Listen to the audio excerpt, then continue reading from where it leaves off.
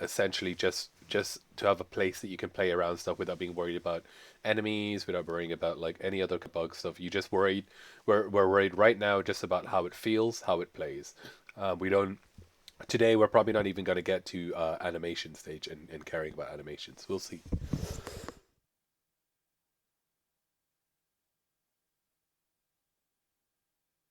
All right, so the first thing I'm going to do is I'm going to make a floor analog.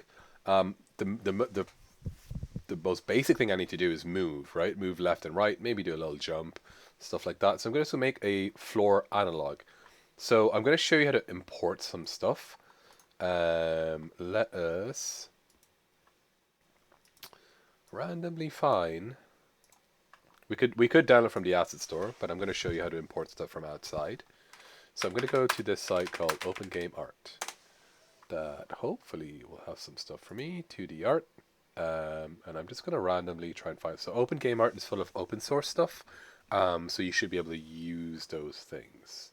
So I'm just going to browse 2D art and stop me if you see anything interesting. Zelda-like tiles. Would that work? I don't know what it looks like. Preview. Show me the tile set, please. No, it just shows me this. That one I know works, but it's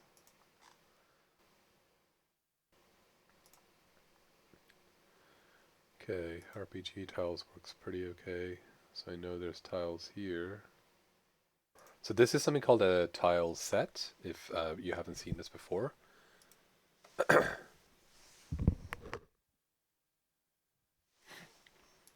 Tile sets are specific to 2D games. They come from the days of pixel art. They are still used, but basically you can kind of see like all the assets for the game. So like this would be ground tiles. They are placed on a giant sprite sheet, and these are the tiles. So I can grab like little areas of these and use them as the decoration. Um, I am not sure this is 5 tile by 5 tile because this is 256 tiles. Okay, I haven't used this one, but I'm going to try and see what it looks like. It's going to make a MSc Game Programming, and I'm just going to save that here.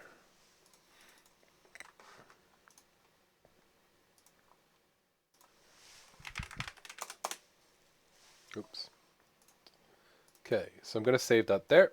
So that's saved. That's just like a PNG. Let me just open it and have a look and see whether it works. Yeah, it's basically what he showed. I think I could make that work. He said it was 512. 1, 2, 3, 4, 5. I'm not sure how he cut these up.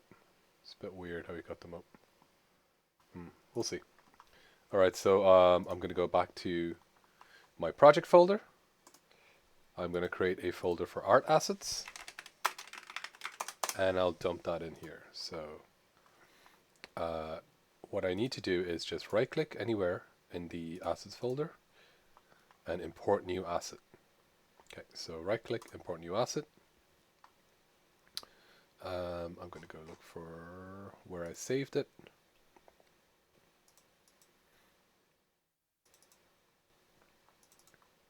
And it should import. Okay. So when it imports, Unity's pretty smart at knowing what has been imported. So Unity knows that it's a .png, so it knows that it's an image file. What it doesn't know what type of image file it is. So there's image formats that are used for 3D modeling, for example, that have they may have map information on them. There's other image formats that we want to use for UI. It can take SVG, so like vector files. And in this case, we want to do something called a sprite, which is a specific kind of 2D interpretation that Unity will know that it is meant for use as, like, for example, 2D backgrounds. So if you are in a 2D Unity project, so like if you when you made the project you set it to be 2D, it automatically imports every texture as a sprite. If you are in a 3D game, it automatically imports every texture as like a texture type default, but you can tell it to be, hey, I want this to be a sprite. Okay. Um, let's put the pixels per unit at 512 because we know that it's 512 by 512. Let's apply that. And you can kind of see that it's changed. What it doesn't know yet is that these are Let me open it up again. Where's the image? So it doesn't know that these are all like, for example, this is one square, right? It doesn't know that. This is another square. This is another square. So it doesn't know that. All it knows is that this is an image and I know that I want to display it as a sprite. So if I drag this in right now to the scene, it is tiny. Let me zoom in. There we go. So it works, right? It's here in the scene. You can see that it's transparent. It's got transparency where it should be. But it doesn't know that they're different separate pieces because it needs to be told. So what we can do is we can tell it that sprite mode is multiple. So it knows there's multiple sprites in there. It still doesn't know how many are in there, but it just knows to be ready for it. And we can go to a thing called the sprite editor. Let's apply that. Okay. Oh, I need the package. Ah, dang it. So I need to go. Every time you see that where it's like giving out, you need. This is kind of annoying about Unity. It's separated out a lot of stuff that used to come default. So now there are things that you need to get separately. Okay, so it says no sprite editor window. Please download 2D sprite package from package manager. Cool. So all you need to do is go to window, package manager, and we'll go and find the 2D sprite editor. Have you seen this yet, by the way? The package manager? Yeah, we have. Yeah. Okay, good stuff. 2D sprite. Where's the editor? Let's search.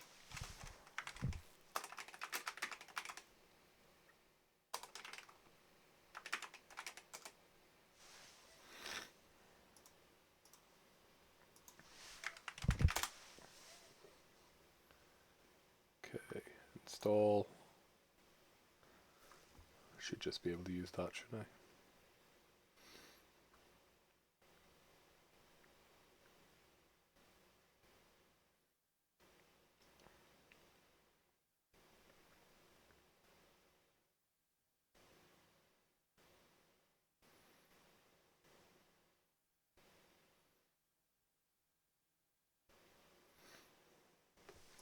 I might as well install the tile map editor as well.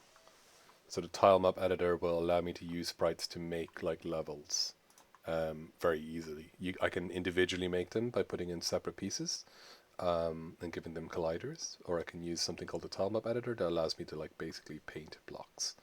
So I'm going to install that as well. So I just installed 2D sprite and 2D tile map editor. Again, if you create a 2D project, I think these are there by default. It's just that I'm working a 3D project because we will have 3D stuff later. So now when I open Sprite Editor, it does have a Sprite Editor for me. And I can either manually create sprites like that, like what I'm doing. I'm literally just clicking and dragging to draw a sprite. And this is one of them. So I can call that like, this is probably 95 by 95. And I can call that like ground tile. Or I can also do stuff like, let me delete that. If I just click on it, I can delete it. I can also do stuff like slicing it by the cell size or the cell count. Meaning I can say, this is 1, 2, 3, 4, and then this one is just weird. So that's what I mean. This one isn't the best because ideally they should be like within the unit sizes and cut out separately. Whereas this looks like I do have to manually cut them out because they're not equal. So let me just show you what I mean. So if I did like by grid count, right? So that'd be 1, 2, 3, 4. This ideally should be 5. But if I slice by 5 here, it's not going to work if I slice. You see what I mean? So that's going to do 1, 1, 1, 1. So that doesn't really work for me. So in this case, I do think I have to manually set them up, which is fine. I just need one for today. So I'm just going to draw that one. I'm just going to make sure it's a square. So 95 by 95, and I'll just call that ground. And I can go back to this editor at any time, but right now I'm just going to hit apply. And you can kind of see, oops, I made a big one here. So, and there's one around here somewhere. For some reason, there's an auto. Oh, I told it to do automatic. Whoops. So it's made one there. We can leave that one. No, delete it. All right. So I've just drawn one of them, and you can see it here. I called it ground in there as well. So if I go to sprite editor, when I clicked on it, I named it ground. So it's called ground here. There's also this thing called a pivot point here. If I zoom in, this little circle, meaning like if I drag the sprite in and let's say rotate it, it will rotate around this point. So this is the pivot point. There's times I may want the pivot point to be at the bottom, so it'll spawn from here, if that makes sense, and it'll rotate around that point. But it just depends what you want. But for now, I just want literally just a ground. I'm not even going to do the tile map stuff yet. I'm just going to drag that up there. Just place it there. And there's a ground piece. I'm going to do Control D to do a copy. This is the old school way of doing it. We will use like the tile map later. So I've just made a copy by pressing Control D. I can child it to the other ground, meaning if I move the first one, they both move together. And if I hold V, let me move it away. If I hold V, it allows me to grab like this, the vertices, so I can snap it there. Okay. So I can just keep copying that. I just need some floor to run on.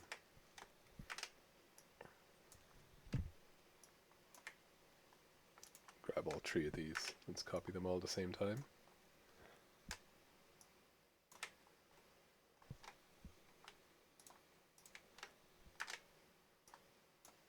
Cool. Hold V and do that. Okay. So let me know if I'm going too far and you want me to stop so you can follow along. But I'm just setting up this to show you how you would set this up. Again, I don't technically need this. I could just make like, let me just hide this. I could just make, for example, a 3D object, cube, and I could just scale that. And that will work as the ground. The thing that I need to do is change it from a box collider, like remove that, to a box collider 2D, because I'm using 2D physics right now. So now this is fine, like this works as well, because I'm just here as trying to make a testing ground. So this is now box collider 2D, things should fall on top of it and be fine. Let's test that. I'm going to create a 3D, I'm going to create a cube as well. Again, remove component. Add a box collider 2D, add a rigid body 2D, because rigid bodies allow it to fall if we remember from last week. That's dynamic, simulated, so because they're both 2D colliders, they should just fall and should hit. Perfect, that works. So, and I can mess around in here. I don't have a camera yet, but I'll worry about cameras later. I can just test in the scene here. So I could do it just that way as well. Okay, so it just depends what I want to do. So let me get rid of this cube. Oh, sorry, the other cube. But I'll keep the ground there. It's all dark and black because I don't have any lighting in here as well. So there's a confusion that sometimes that happens. 2D sprites are not affected by 3D lighting. That's why the cube's all dark. Let me move to 2D. Because there's no light in the scene. So it is all kind of dark and gloomy because it's not receiving any light technically. Whereas the 2D assets, they are sprites, and because they're set as sprites, the default sprite type, the default sprite material, doesn't react to light. So it's something called an unlit, so it doesn't need lighting to show itself. That's why it looks fine. Okay, so just in case anyone's wondering. So I still have this cube up here, that's fine. Cool. Am I good so far? Would a good set of sprite sheets usually be separated to a few separate files? So this is, unfortunately for you, you're coming at a time when Unity can do a lot of basics, a lot of different methods. So there used to be one way to do it. If I was going to set up a sprite sheet, a good sprite sheet, I would set it up so it's like, this marketplace probably would fit exactly into that square. So it would be like 1, 2, 3, 4, and then 5. So I could just cut them by cell count.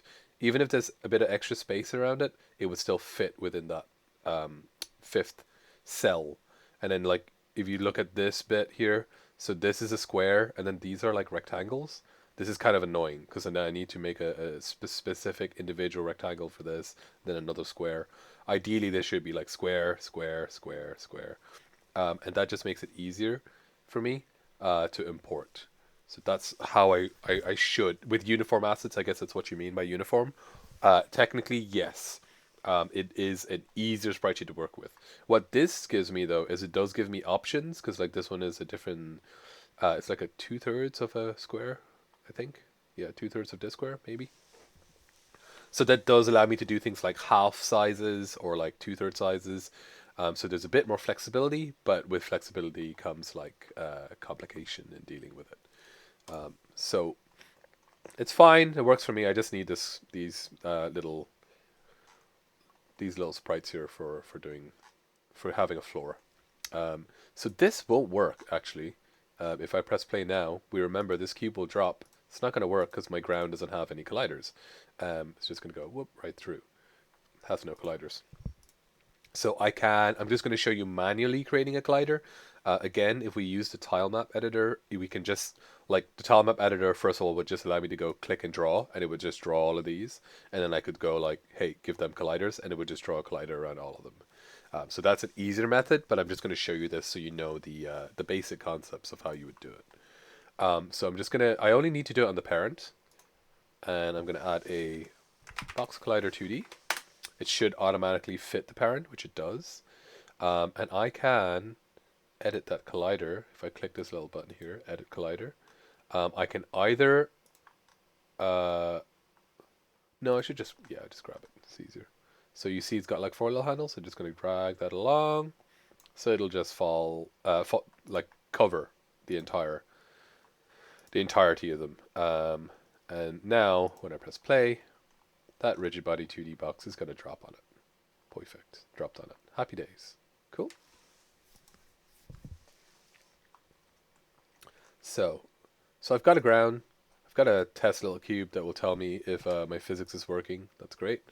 And what I need to do now is create a character controller. So I want something that I can run up and down on this platform. The way controllers should be set up is you should always separate visuals, and you should always separate the code. So you kind of want physics to work on a different layer than the animation is going to go. Even in 2D, in 3D, whatever it is, it's almost as if like you have a invisible holder that is the actual physics. And as a child of that thing, you have the visuals running to make it look like it's animating. And there's multiple reasons for that, and there's also exceptions. Especially when you hit AAA games, they have a lot of exceptions to that. Fighting games would have exceptions to that. But as a default game, you pretty much want to separate them. And the reason for that is like, say I have an animation that makes a character jump up and down or like bob up and down. Say when it's idling, it bobs up and down. That's going to be a problem because if as it moves up and down, if my physics is also tied to it, like my collider is moving up and down, my if I have any ray tracing, the ray tracing is moving up and down. If I have any tracking, it's moving up and down.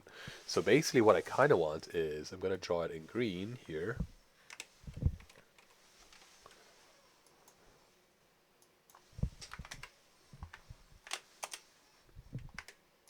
So I kind of want like a holder almost. We will probably use a capsule collider. Yeah, let's use a capsule collider. So I'll probably use a capsule collider, which is a capsule like that, and that will be the actual physics. Here's the ground, so it'll sit on the ground. We will then do a few other things. So I might do like this is not advanced, but just a little bit nice little extras. So we can have a second collider in here, and this collider is this capsule collider will have the physics on it, like it's going to have friction with the ground, it's going to interact with the ground, it's going to have gravity going downwards. So that will all be on this initial capsule collider 1. And then the second, it will be like a little other capsule collider that kind of sticks out the sides. Anyone guess why I have a little second one? I don't expect you to know why, but I just wonder if anyone could figure out why I would want a second collider.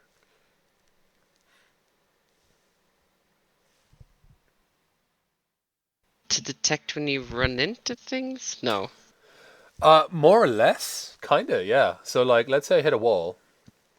This is a very common problem with first time platformers that students make. So when I have a capsule collider, right? Colliders interact with other colliders.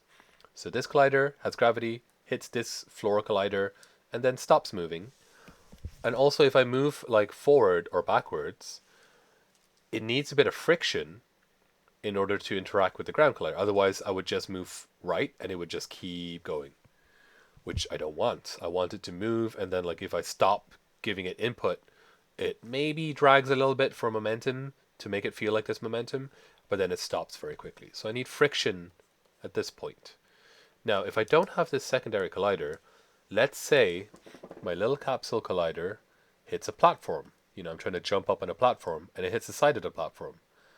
I've told this capsule collider to have friction. It's now going to have friction with the side of the platform, so it's going to look like I'm sticking there. So this second one can be used. It can be used to detect if I run into things, but it can also be used as like, we'll put this as a frictionless material. So we're going to look at physics materials as well today. And because it's frictionless, now it's got a little gap where it's going to hit the side of the platform. It's frictionless, it'll just fall down. Does that kind of make sense to everyone? I'll show you how it works without, and then I'll show you how it works with, so you can see the difference. Any questions on that so far? Okay. So anything green I have here, this will be kind of like the physics I'm going to set up. The other thing I'm going to set up that you may not know yet, but I'm going to set up, and this is just my way of doing it, there's multiple ways of doing it. I'm going to set up another little collider here that I'll set up as something called a trigger. And what a trigger does, is that it detects collisions and intersections, but doesn't collide. So it just detects it. So this trigger, for example, can detect that it's inside the floor. Why would that be useful?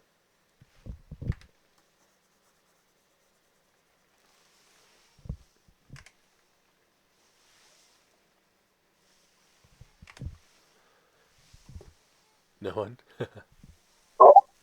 So that, for example, if you are on the ground, it can say we can say in the script that if it's on the ground, jump, or if you are on the air, for example, you cannot be able to jump, but if you're on the ground, so it triggers, then you can jump.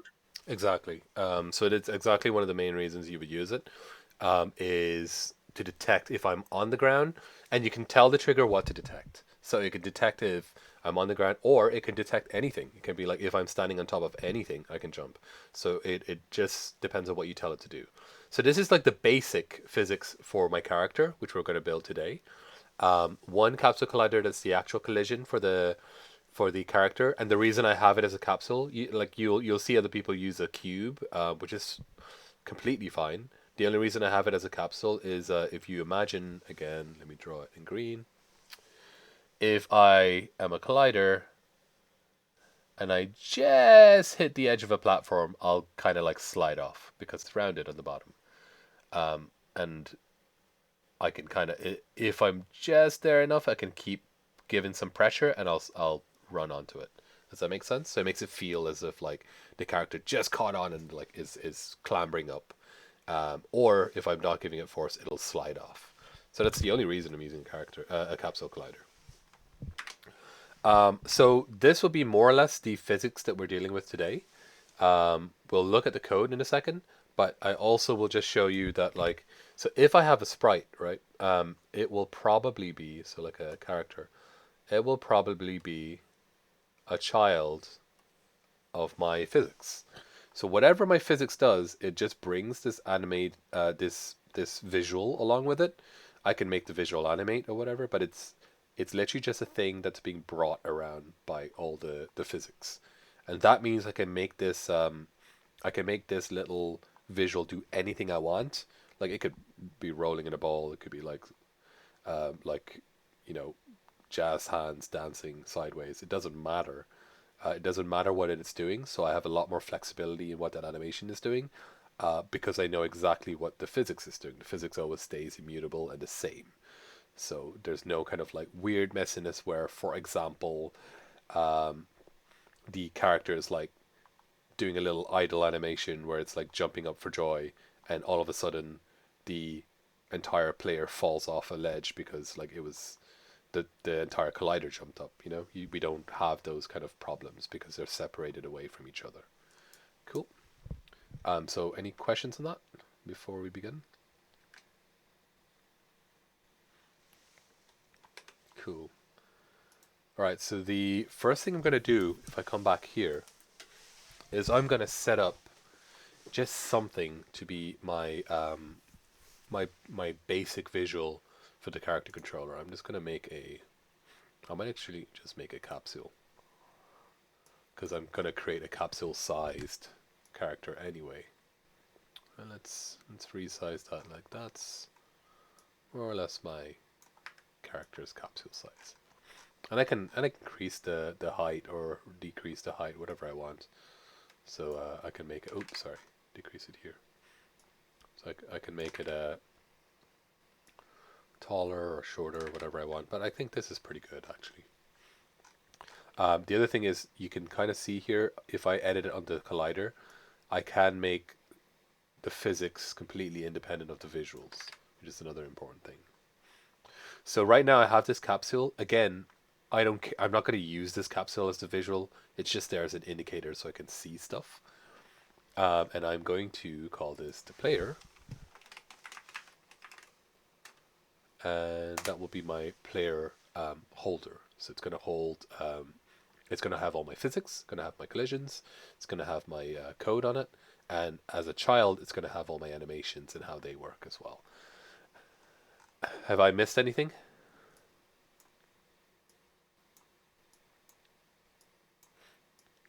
I have definitely missed something.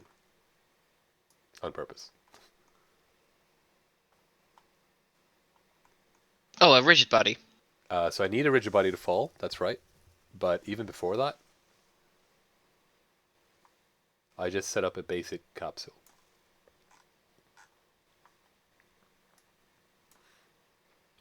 So I need to have a capsule collider 2D. Right. It must be 2D. So just always be careful of that. 2D and 3D physics are completely separate. They don't interact with each other. So right now I have a capsule collider 2D, and that's fine. It works. You can tell because like if I increase the size, you can see it there. And I do need a rigid body, but it needs to be a rigid body 2D because it needs to have 2D physics interactions. So this will work.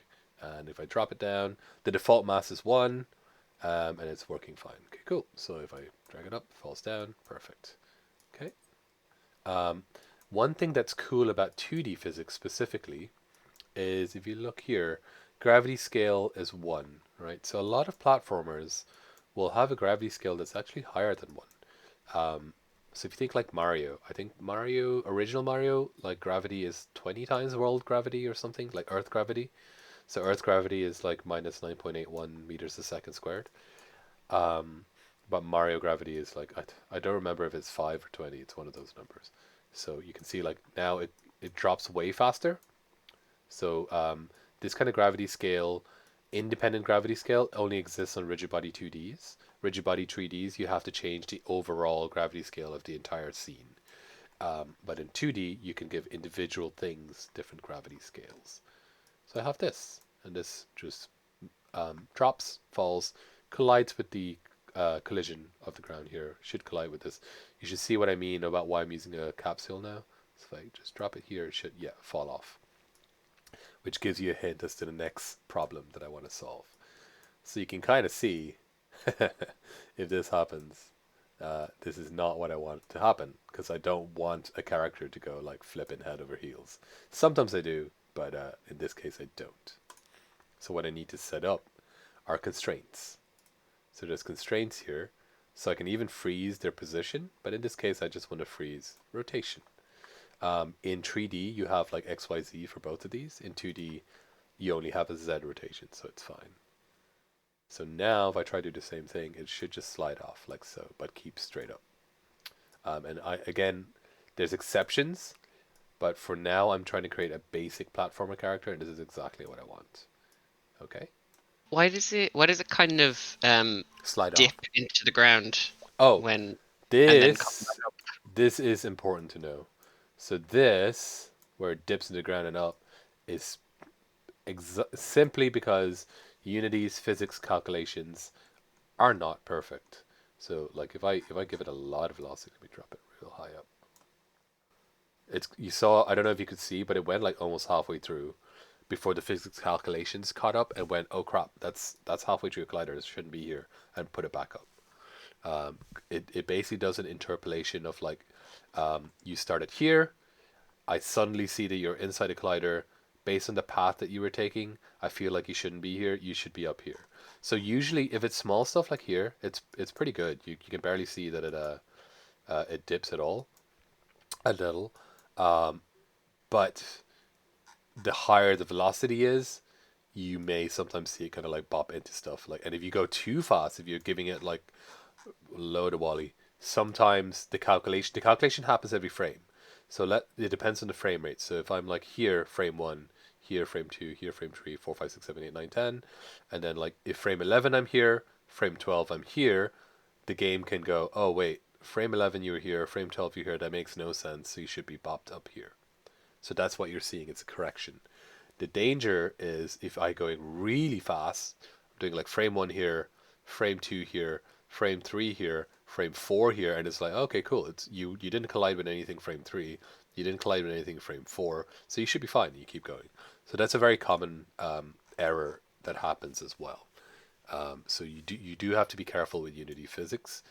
There's a lot of different ways you can get around it, but the best way is like honestly just being careful with it and trying to make sure that, for example, this collider, if I'm really worried about it, I can edit that collider and just make it like way bigger, for example. So it needs to travel quite a distance before Unity realizes, before Unity kind of thinks that it's skipped this collider. But that's a good question. Cool. Would you like me to pause here while you set up the scene like this before we move on to coding, or should I just move on to coding straight away?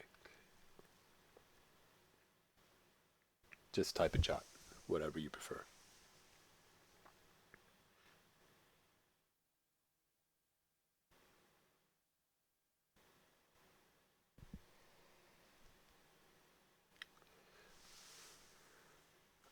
No, it doesn't matter. Like literally, you can just use that cube, as I said, and just give it a 2D collider. Cool. All right. So good stuff.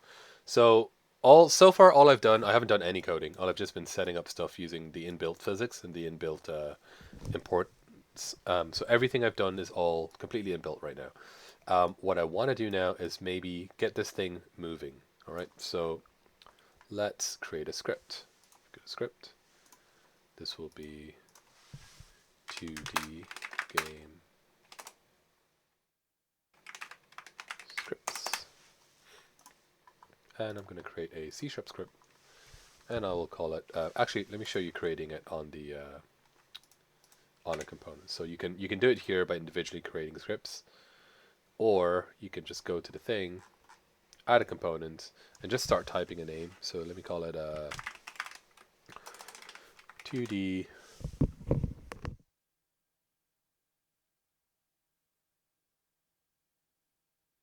So 2D player controller. Job done. And because it knows there's no component there, it's the only other option is like maybe I'm trying to make a script. So it goes, okay, do you want a new script? Yes, please. Oh, yeah, that's fine. Why can't I? A to Z 9. What's wrong with this? Okay, guess I can't use the number. It says 0 to 9 is fine, but I don't know. It's giving it whatever. Player controller, and it's automatically adds the script there, so it's already gonna automatically be here. Um, the only problem with doing it this way is by default it puts the script in your main assets folder, so you then need to go and grab it and like put it into your scripts folder. Okay, so it's kind of annoying, but I can just drag it back in there. Cool. All right, great stuff. So that's set up. Let's open this.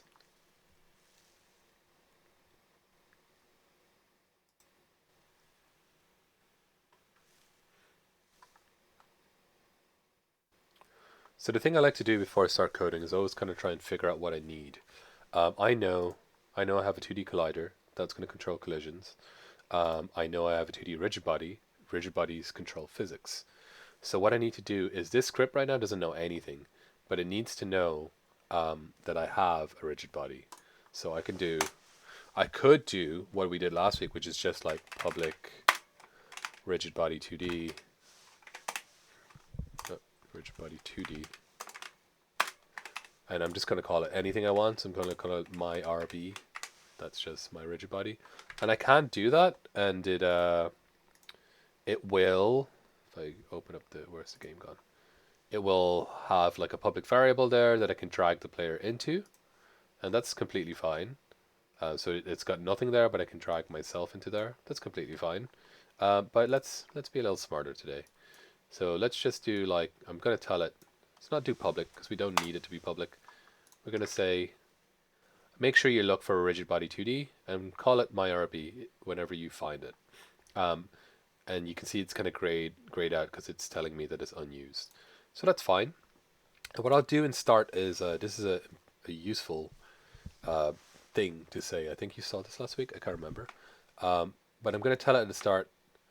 So my RB that you were told to look out for, my RB is actually get component. Get component is a type command.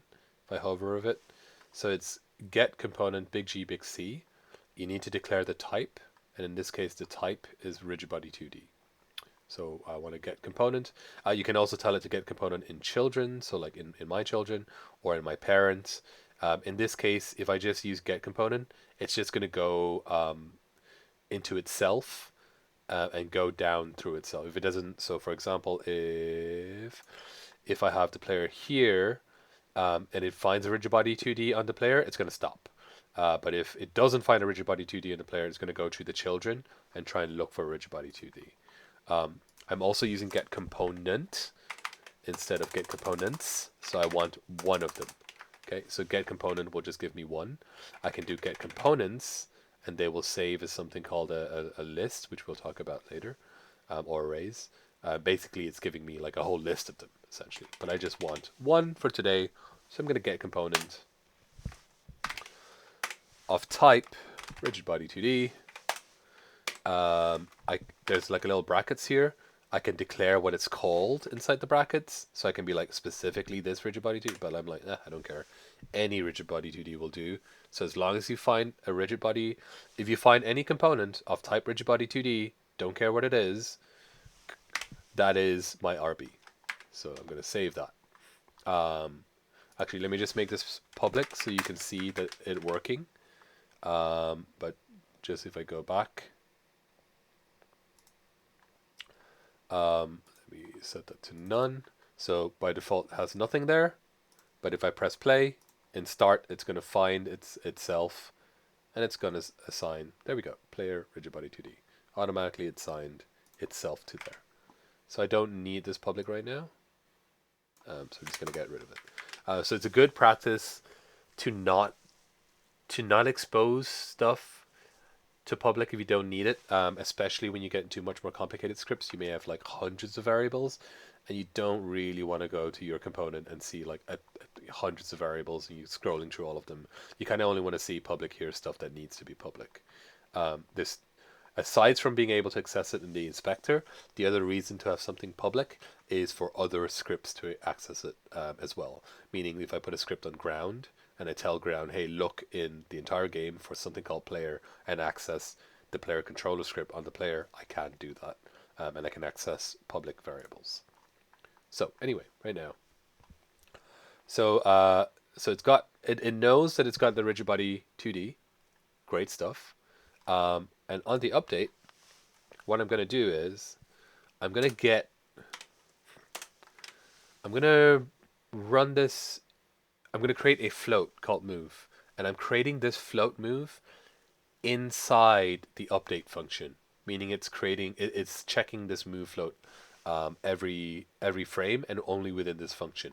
I can create a move float here, that's fine, which means if I create it here, it is accessible to all functions, any other function I create.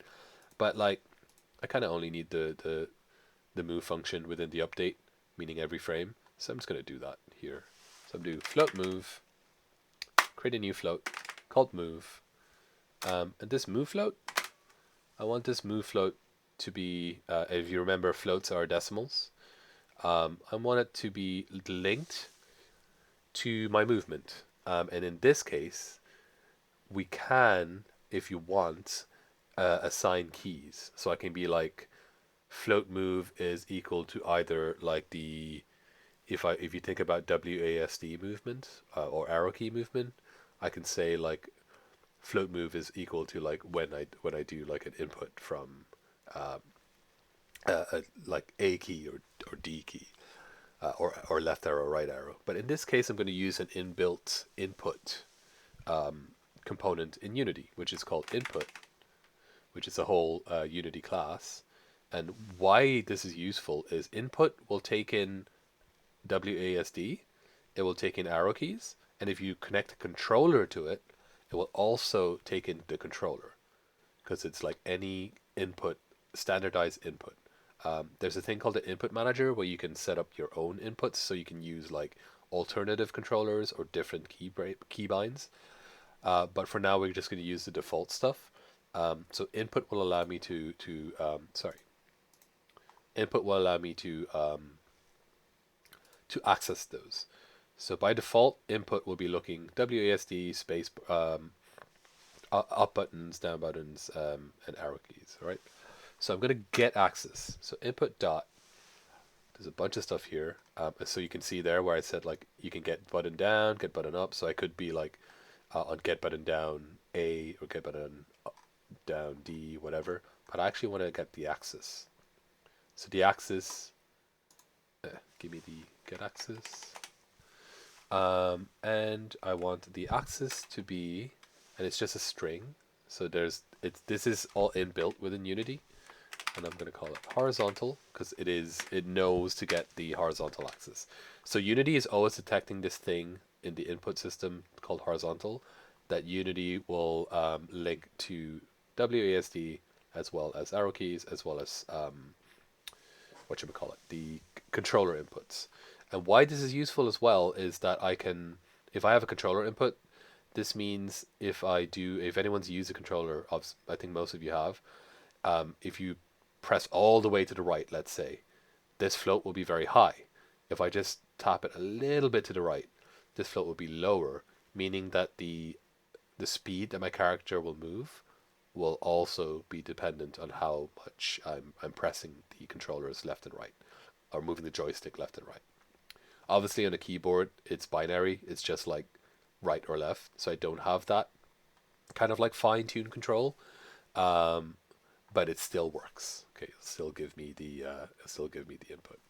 So this is what this is doing. This is checking for left, right input on either keyboard or controller. Cool. So this float should output as a number. So I'm just going to test that real quick. I always like to test things. So I'm just going to print it. Float, move is and plus move. So this should just give me the number. I'm not using a controller, but you will see that the numbers change. It's kind of annoying. Okay, cool. Press play. So move is 0. I'm pressing, you can see the numbers going up real quick and coming back down. So the float is changing, and you can see that it is not like I'm using a keyboard, but even I have like a pressure sensitive keyboard.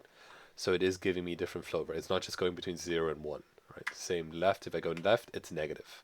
Going right again, positive, left again, negative, which is great.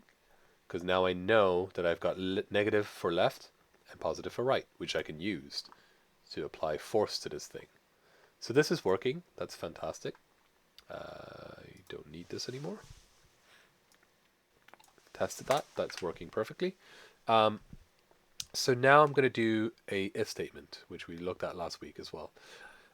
So I kind of want to add. You can do either two things. Rigid bodies allow you to add velocity, which means you would set the velocity. You grab the rigid body and you just tell it, "Hey, be velocity 3." It will immediately be velocity 3 and move at speed 3.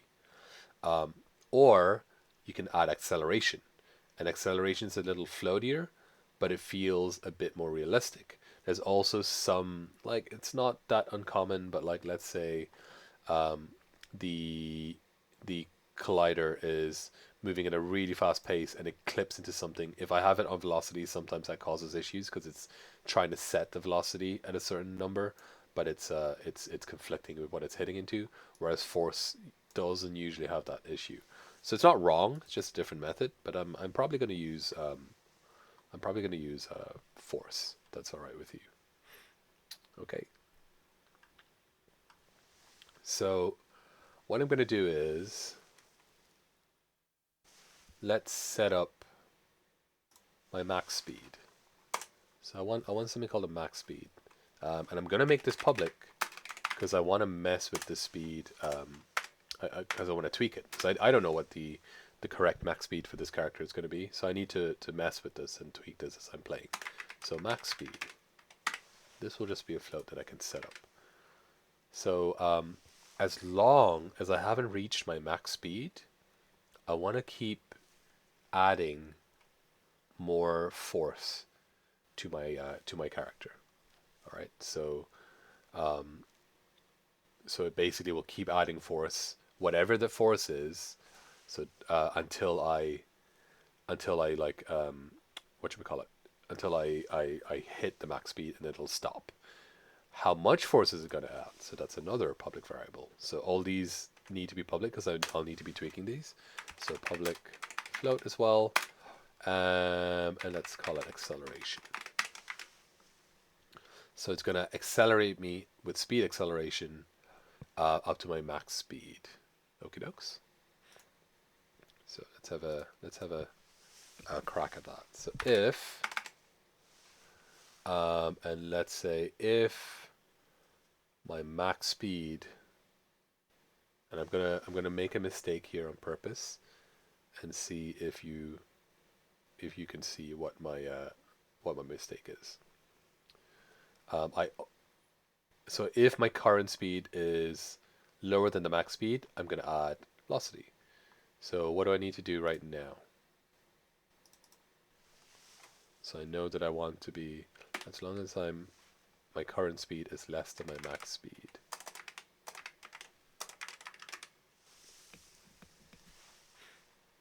I need to declare my current speed, right? So I need to have something called the current speed. So I need to declare it. I can just declare it here, or I could declare it up here. It doesn't matter. Let me make it public because I may need to access my current speed from other scripts. So let me make it public here. Current speed. Maybe not, but let's make it public. So as long as my current speed is less than my max speed, how do I know my current speed? Well, you can check that in the update because the update happens every frame. So current speed is equal to my RB dot, and we have a velocity component. Oops, sorry. Velocity. And specifically, I want it in the X direction. So I only care about this horizontal right now because I'm talking about horizontal input, left, right. I'm not talking about jumping or anything like that.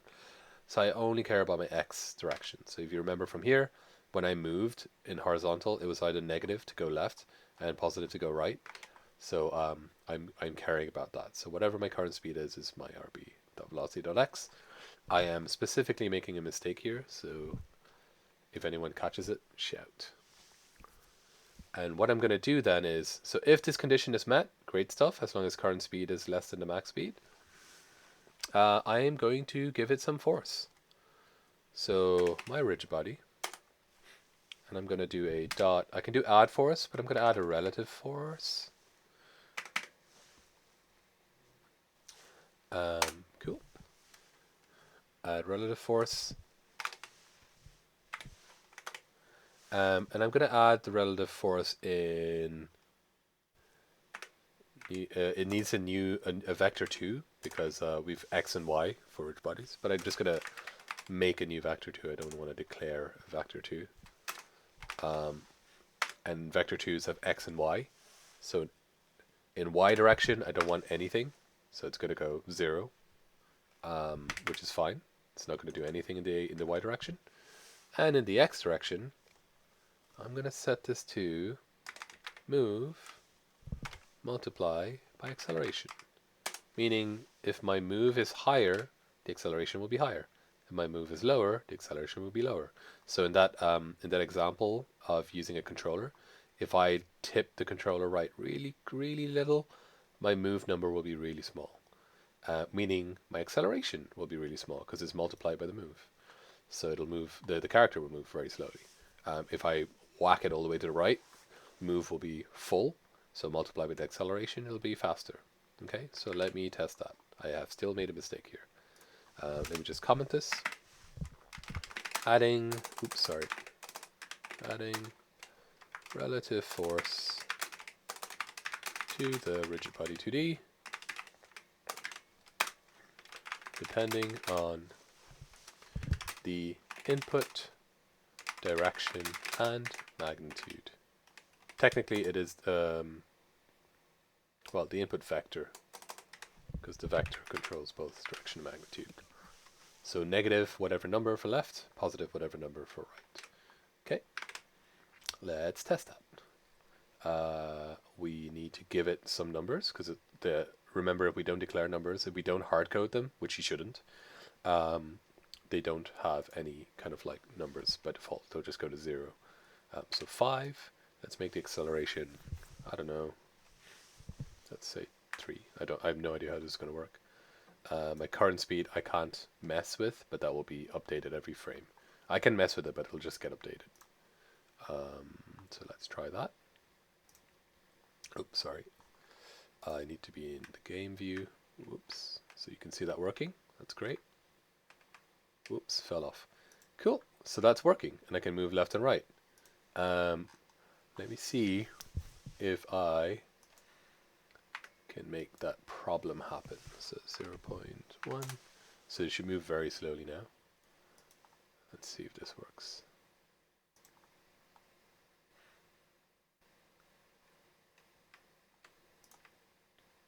Oh, acceleration's too low. 0.5. Still too low. Acceleration 2. Cool. Cool. And you see that it stops at like at max speed is 1. So it doesn't go higher. It doesn't go. So that's like the sugar. But when I went left, it kept accelerating. I don't know if you saw that. So let me put that back in. Max speed 1, acceleration 2. Oh, it's the speed minus when you're going left. Exactly. So you have to, you have to have another if it's greater than. So I don't need to do an if, but No.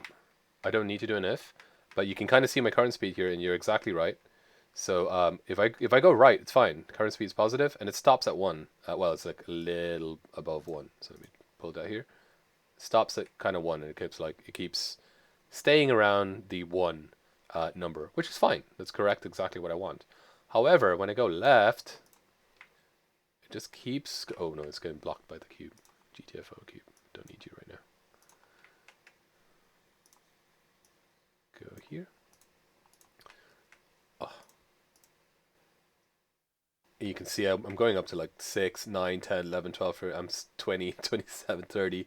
So I'm speeding up. It's just continuously adding acceleration when I go left. Let's go back to the script and figure out why. So what I told it is if my current speed is less than my max speed, it will continue adding force in the direction that I'm pressing.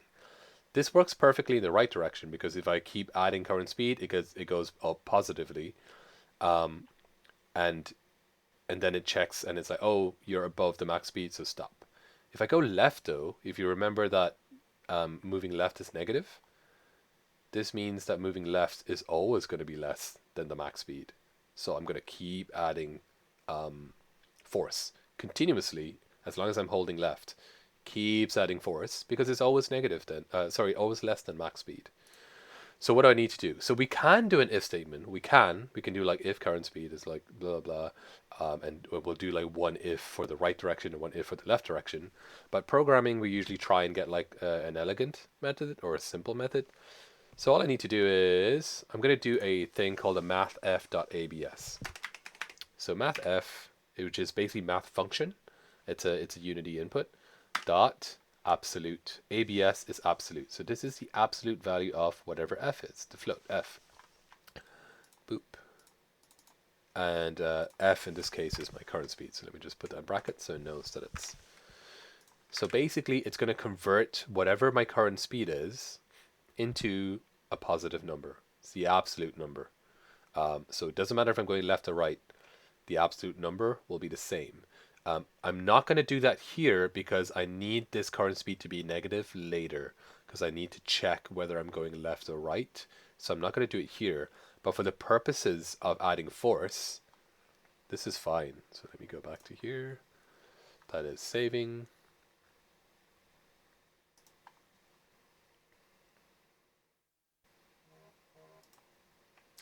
Yep, cool.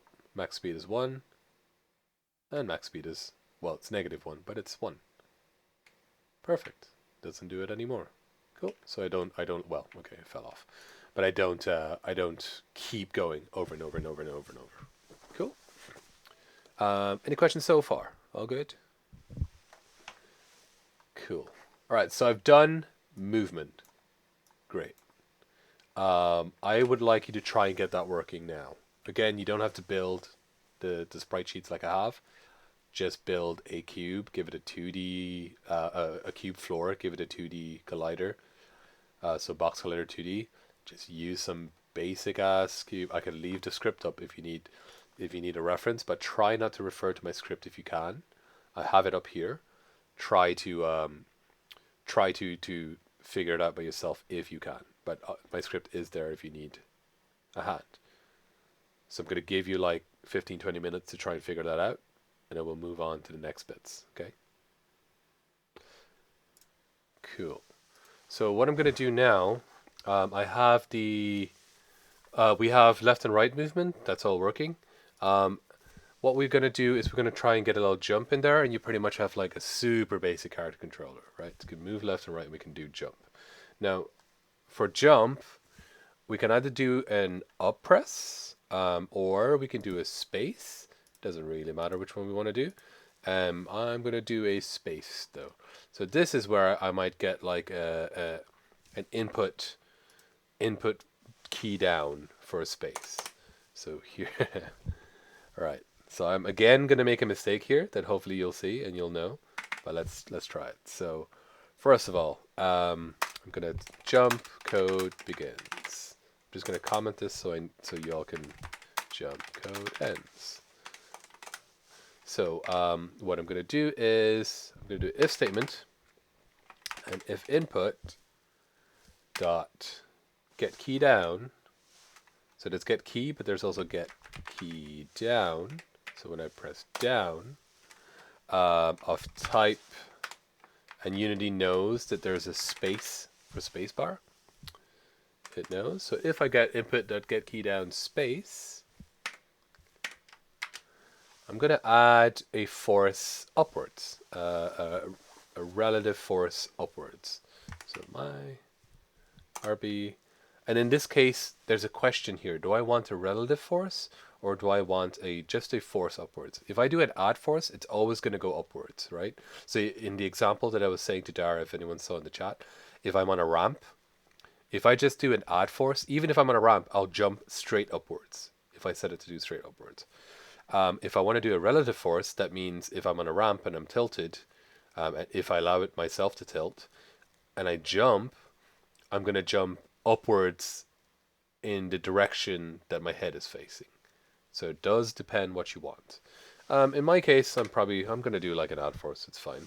I'll tweak it later if I don't want it. So do an add force. And again, I can do the... just declare a new vector 2 here,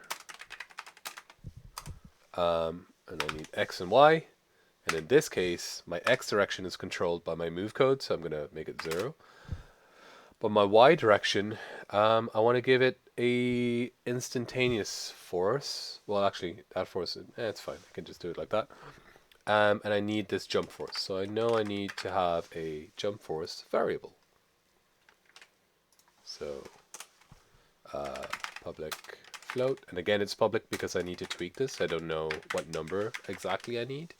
So I need to make it public as well. And that's saved. That was quick and easy. I'm a genius. This will work. I've made a mistake. Well, not a huge... It's a mistake, but it's a mistake that's hard to understand until you see it.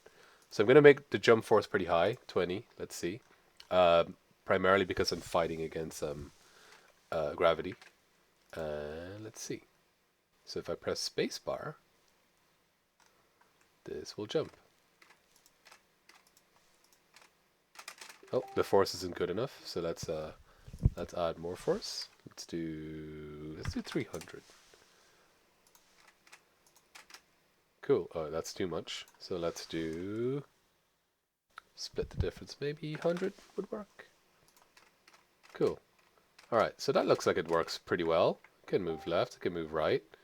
I can jump. It's all good. What have I done wrong? Well, let's find out.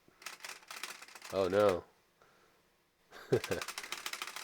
So I can keep spamming the jump button and it'll continue jumping up because I don't have any checks for like if I'm on the ground or not. So usually you only want to allow a jump if I'm on the ground.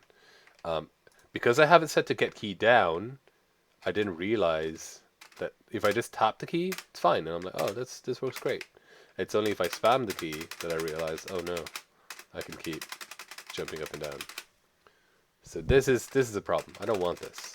Unless I'm trying to make a game where I'm like, if I'm trying to make Flappy Bird, hey, we've made Flappy Bird. Right? This is Flappy Bird. Oh no, I've lost it. So yeah, that's an easy thing. Like if that's what we wanted, but it's not what I want. I don't want to make Flappy Bird. So what I do, I need to make sure I have a check for whether it's on the ground. Okay, so in order to have a check, basically what I need to there's a few ways. I could do something called a raycast, and a raycast is like basically an invisible laser, and I can aim it in different directions.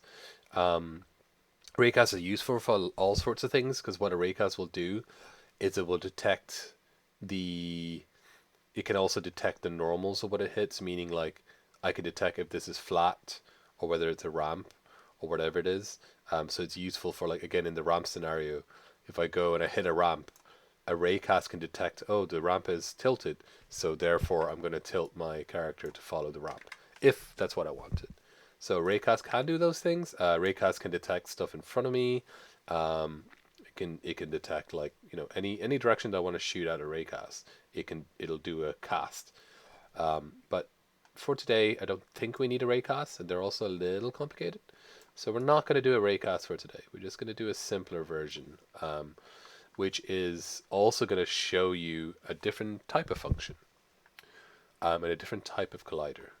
So on the player, and I can add multiple colliders to the same player. So I'm going to add another collider. So let's make this a box collider. Box collider 2D. Let me edit it. So I have this little box collider. And I'm going to set this box collider just down here, just below. I can zoom in by scroll. Oh no. I can zoom in by scrolling. So it's not intersecting with the other collider. It's just here. Maybe a little bit like that. Dang it, I keep missing the thing. I could just edit here as well with the size. It's actually easier in some ways.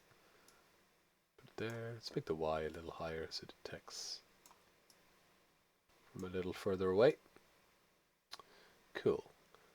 And this collider I'm going to use to detect if I'm on the ground, whether that's something below me. So if this thing is in another collider, it's like I'm in a collider and I'm detected. Now, by itself right now, this is not going to work. Because if I press play, that is a collider, so it's going to collide as well. So it is, it's colliding already. So that's kind of dumb. That's not what I want. So what I needed to do is I need this collider to be, let me just offset it down a little bit. Cool. I need this collider to go into the other colliders, so but also still detect them. So for that, I'm going to tell this collider to be something called a trigger. And what a trigger will do is triggers don't have collision. So if I press play, they don't have collision. Cool. So it's dropping into the ground, like so. But even though it doesn't have collision, it is still able to detect physics and detect other colliders. And let's see how we do that now. So we have a thing. Have we declared jump force? Yes, we have. So what I want to do is I want to say, if input.get key down space and I'm on the ground, only then can I jump. So I need to have an and. I don't think we went through all the if possible modifiers, but if we can do, let's say I have a variable x and I have a variable y. Oops.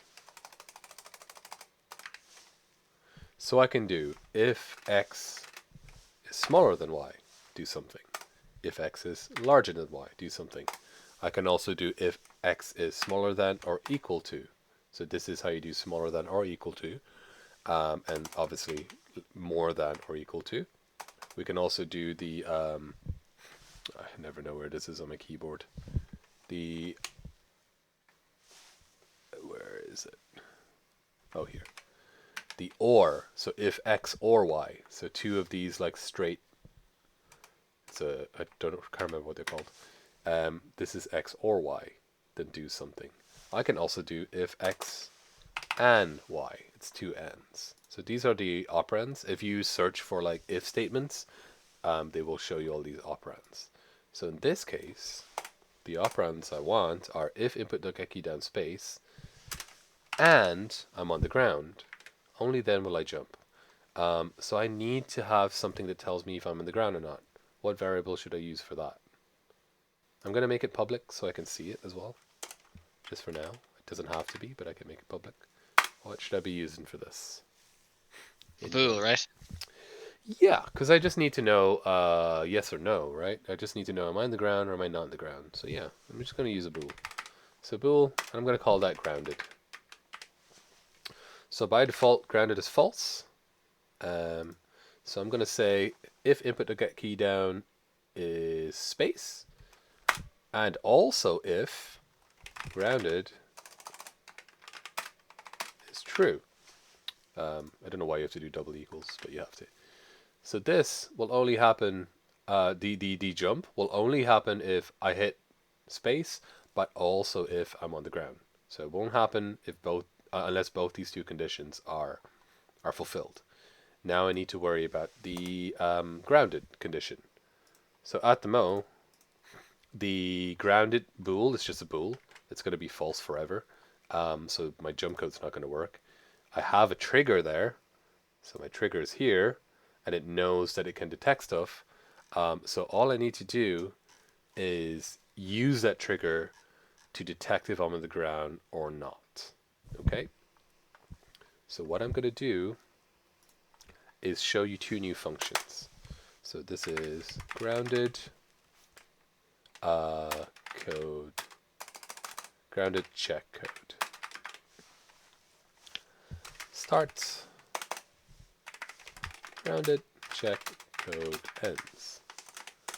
And we have a type of function, and functions are the voids, if you remember. Void update. Oh, sugar. They're functions, so I don't really want to put that function inside another function. I'm going to make them happen separately because I want them to happen outside of this update function. So what I'm going to do is, and they don't have to be public at all because I don't think I'll be accessing them from anything else. So instead of doing a public void or I can just write void. If I just write void, it's private. In the old days, you needed to write like, private void, and that would be your function, because voids are functions. But these days, if you don't say public, it's defaults to a private. So void, and there's a Unity specific function called on trigger. Oops. And you can see on trigger there is enter. This is, and if you hover over them, it tells you what it does. So on trigger enter is called when the collider other enters the trigger. So you can see that it says when it enters the trigger, meaning I need to have a trigger. I have a trigger. We just created that trigger. So when another collider enters the trigger, on trigger enter is called, meaning this function will run. We need on trigger enter 2D because we're doing 2D. But actually, I'm going to do something else called a stay. And stay happens once per frame as long as I'm still touching or another collider 2D is in the trigger. There's also exit 2D, and this happens when the other collider exits the trigger. So there's these three on-trigger functions. These are the basic on-trigger functions. And they're like quite useful. This is something different. Okay. So on-trigger enter, whenever another collider enters the trigger. On-trigger exit, whenever a collider exits the trigger. And on-trigger stay, every frame as long as the collider is in the frame. I can also define specifically what collider, but in my case, I don't care right now. I'm just going to say on trigger stay 2D. So it's going to look this, let me explain this to be clear. So it's automatically set to private, but whatever. Private void. So anytime an on trigger stay 2D happens, so when another collider enters my trigger, and making sure that that type of collider is a collider 2D, this is what this is declaring, it is going to call that that other collider collision. Okay, so there's this variable that's called collision. It's just part of this function. Okay, so I can do checks. So I can do checks that are like, for example, if I wanted to, if the collision name or tag is ground, then I'm grounded. Whereas if it's an enemy, then I'm not grounded. If I want to do those checks, I can. One of the easiest checks I'm going to do that now, is I can do an if the other collider is not a player. So, for example, if collision, and I can use name or tag or whatever, game object dot tag, and I'll show you what a tag is now. And I'm going to do the exclamation mark equal, which means is not equal to, sorry, player. So as long as the collision, the collider that the trigger is detecting, if the tag is not a player tag, then it'll do whatever's in the int function. So let me just go back to Unity and show you what a tag is. That's going to save. Okay, so I'm clicking the player. If I scroll up to the top, you can see two things here, tag and layer. Layer corresponds to physics layers. We can use physics layers for different things, like, only things of X layer will interact with other things of X layer. Only things of Y layer will interact with things of Z layer. So that's what we can use physics layers for, to control which things interact with each other. In my case, I have a thing called tag. And what a tag does is I can set things to be tagged. Unity gives you a bunch of basic tags already. Like, these are all default tags: respawn tag, finish tag, player tag, main camera. These are all default built in. I can also add tags. So I can add something like, the Baz tag. And that will know if there's anything. If I tag something the Baz tag, whenever something interacts with it, I can check whether it is a Baz. I can just get rid of that. So I am just going to use the default player layer here, player tag. So what does this mean?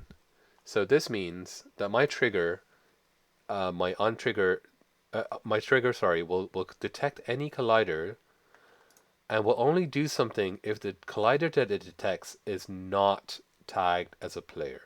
So for example, if I have another player in here, and I jump on top of the other player, it's not going to consider that I'm on, it's not going to detect it here, so it won't run the if code.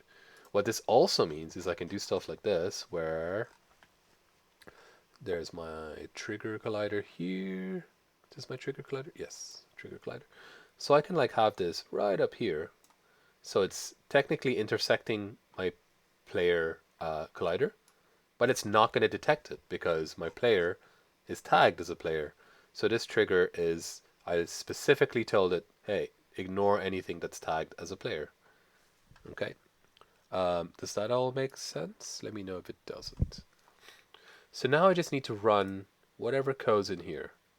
And the hint for that is, because I already set like, hey, only jump if grounded equals true, I guess if I detect a collision, and as long as the collision that I detect is with a collider that isn't called player, let me just set grounded equals equals true.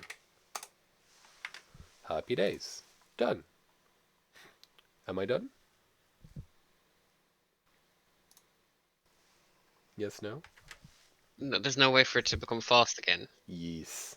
So I need it to become false. So this will work. It'll go grounded. It'll be true, but there's no way for it to become false. So that's where I need the other function, which was the on trigger exit 2D. So that's when it leaves the trigger. On trigger exit 2D, collider 2D collision. I can just copy this entire thing.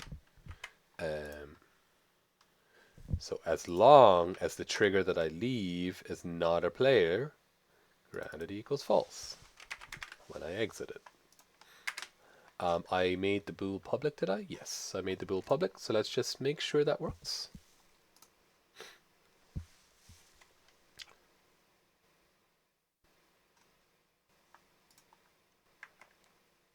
Did I press play? Oh, I did press play.